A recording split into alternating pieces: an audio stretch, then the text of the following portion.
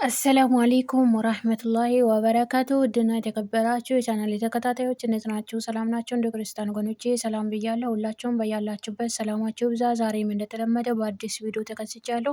ለዚህ ቻናል አዲስ ሆናችሁ ሰብስክራይብ፣ ሼር፣ ላይክ በማድረግ ቤተሰብ ሆኑ። ነባሮቹም ሼር፣ ላይክ፣ ሀሳብ አስተያየት በመስጠት አበረታቱኝ እላለሁኝ። ዛሬ ይዤላችሁ የመጣሁት እንግዳ ድራማ ነው። ቪዲዮ ከመጀመራችሁ በፊት ላይክ ማድረጋችሁን አትርሱ። አመሰግናለሁ። እትዬ ሄለንም ለቴዲ ቀጥራው ነበር። እቺ ሰብለ የምትባለው ጉድ አርጋኛለች ብላ ልትነግረው ቀጥራው ነበረ።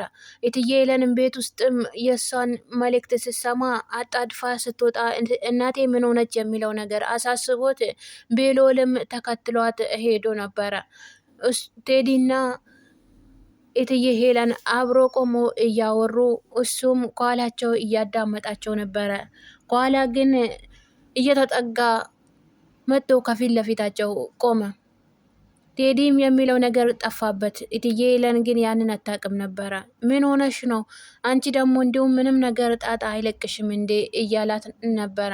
እሱም እሷ እኮ አይደለችም ደግሞ እሷ አይደለችም ወይ ተልካ ይሆናል የሚለው ነገርም ነግሯት ነበረ። እሷም በጣም ቅር አላት። እኔ አሁን ተቸገርኩኝ፣ እየተሰቃየው ነው፣ ምን ማድረግ አለብኝ ብዬ ላማክርህ ስል ደግሞ አንተ ለእሷ ትቆረቆራለህ እንዴ አሁን ለገና ብላ በሱ ቁጣውን አዘነበችበት። ቴዲም እኔ ምን ላድርግ ታዲያ በየጊዜው ችግር ውስጥ ነሽ፣ በየጊዜው እንደዚህ ሆንኩኝ ከምትዩ ሌላ ምንም ነገር የለም። እትዬ ሄለንም ቤሎልን ስታየው በጣም ደነገጠች። ቤሎልም ደግሞ ምን እያረጋችሁ ነው? ደግሞ እዚህ ምን ታደርጊያለሽ? እኔ እኮ ምን ሆንሽ ብዬ ደንግጠሽ አጣድፈሽ ስትወጪ አይቼሽ በባዶ እግሬ ነው የተከተልኩሽ። ምንድን ነው የተፈጸመው? ምንድን ነው የተከሰተው? አላት። እሷም ምንም ነገር አይደለም፣ ምንም አይደለም እኮ አደንግጣ ይዞ ብላ ልታረጋጋው ሞከረች። ቴዲም አይ ስለ ስራ እየተወያየን ነው አለ። እንዴ ስለ ስራ ደግሞ መንገድ ላይ ቆሞ ስለ ስራ ይወያያሉ? እንዴት እንደዚህ ትላለህ?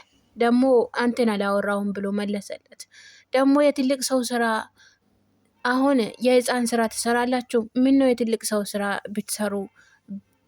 እትዬ ሄለንም ተረጋጋ፣ ምንም ነገር አልተከሰተም፣ ስለዚህ ተረጋጋ ብላ ልታረጋጋው ብትሞክር እሱ ግን አሁን ግን አፍ ለአፍ ዝም ብለሽ ስታወሪኝ ግን አታፍሪም እንዴ?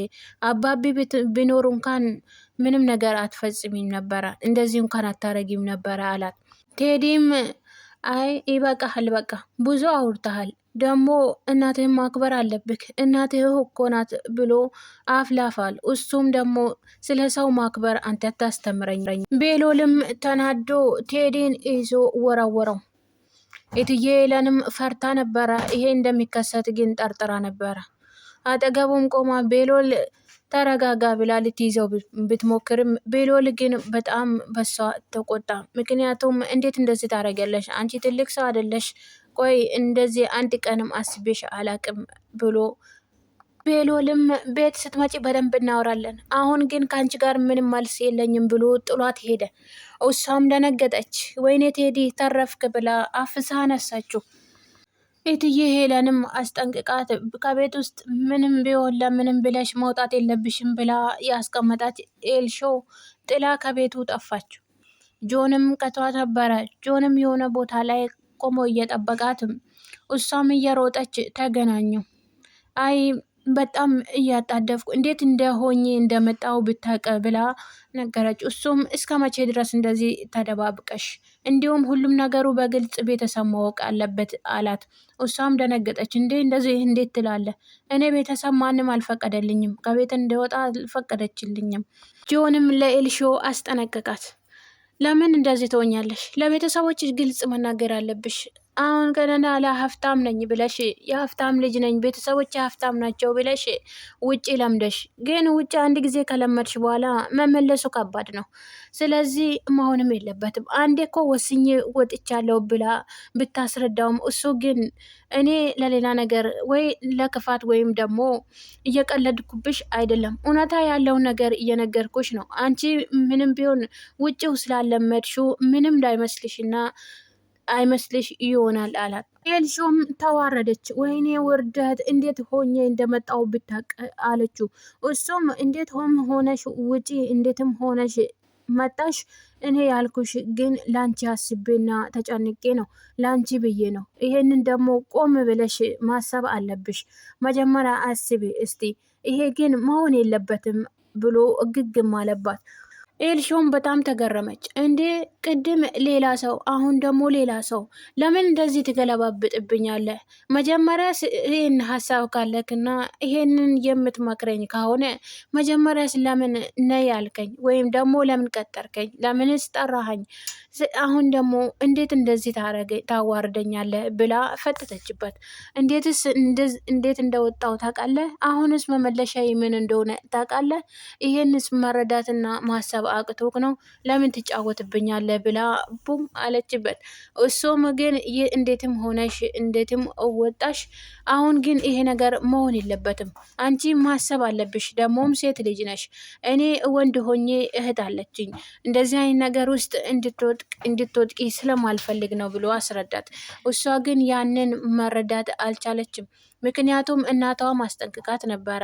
እንዴት ሆኜ ተንከራትቼና ምን ስንቱን ነገር አይቼ አንቺን እንደማሳድግ እና ወይም ደግሞ ለአንቺ ብዬ እንደምንከራተት ታውቂያለሽ። አንቺ ግን እንደዚህ ዘልዛላ ሆነሽ እንዴት ታምረሽ ለውጥ አምጥተሽ ወይም ደግሞ ተምረሽ እውቀትን እስመሽ እንዲሁ ሌላ ነገር ታሳየኛለሽ ሲል አሁን ለገና ትምህርትሽን አቋርጠሽ እንዴት ታዋርጅኛለሽ ብላ በጣም ተቆጥታት ነበረ።